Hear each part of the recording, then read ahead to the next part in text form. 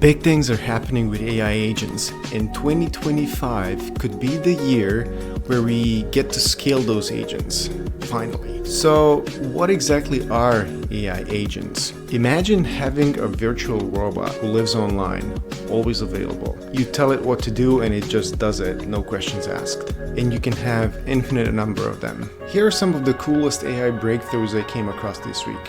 What? First up, ElevenLabs dropped voice design. You can just describe the age, accent, tone, or character, and bam, you got a brand new voice. Imagine crafting a unique voice in seconds and then using it without needing to hire multiple actors. This is what's happening. This could be huge in places like game creation and indie game making. But of course, there's a dark side too. Deepfake technology is already in the news, and tools like this could be misused for scams and misinformation. Next, CloneRobotics introduced Torso.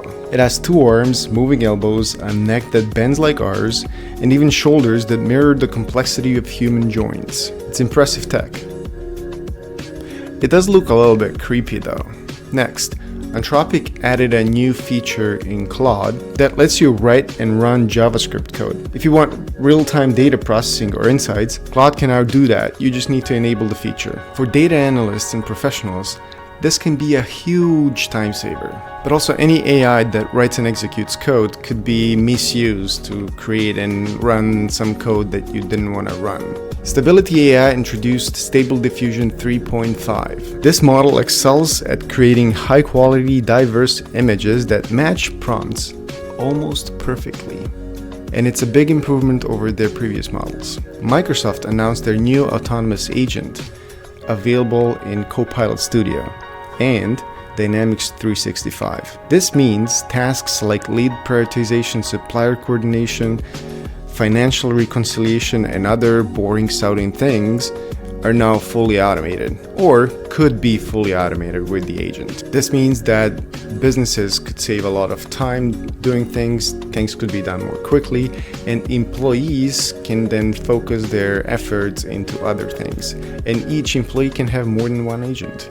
So what if AI misinterprets your task and starts doing things that you don't necessarily want it to do, but you're away and you don't even notice that it's doing it, since it's autonomous and all? IBM developers launched the Agent Framework. It's an open source framework to build, deploy, and scale agentic workflows. Right now they support Granite, that's an IBM model, and they support Llama 3.1, which is Meta's model. These are both top of the line open source models. It's important to remember that all these models at the moment are the worst that they will ever be. What I'm trying to say with this is that they will only get better. So when you're looking at their performance right now and what they can or cannot do and how they perform, or is it good or is it bad, think of it, this is the bottom. They will get better. Anthropic also has a new model that's better than the previous one, and the previous model was already top of the line when it comes to coding.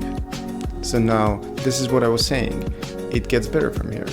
Perplexity dropped a new reasoning model, which allows them to create more accurate responses. Better reasoning means better answers for complex questions. But on the other hand, over-reliance on AI for critical thinking is risky. AI is only as good as its training data, and it's not always right. Genmo introduced MCHI 1, and that's a research preview of the world's best video generation model. This is an open source model.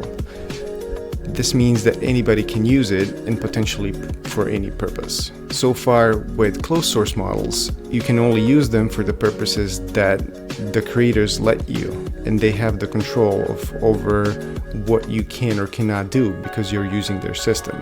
With open source, anybody can take the model and run it on their hardware, and therefore some of those controls are gone. Another fun thing that I've come across is people using these AI models to play Minecraft and build things in Minecraft. This sort of allows those models to act in a virtual world that has real consequences, and you can see what kind of things they build over time. So AI agents are evolving fast, and the next year, 2025, could be the year where they take off.